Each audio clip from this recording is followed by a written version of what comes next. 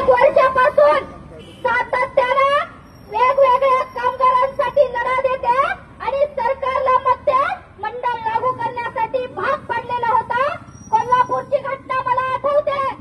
2005 मध्ये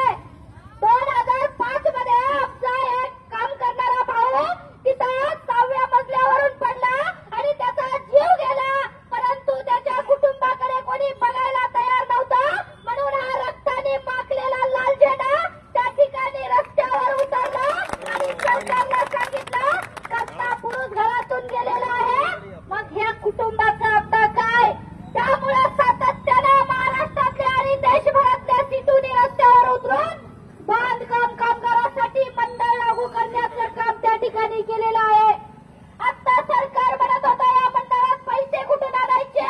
आपण तेही त्यांना सांगितलं की त्या मंडळामध्ये पैसे कुठून टाकायचे आणि ते पैसे टाकल्याच्या नंतर आमच्या बांधकाम कामगारांना त्याचे वेगवेगळे लाभ मिळाले पाहिजे.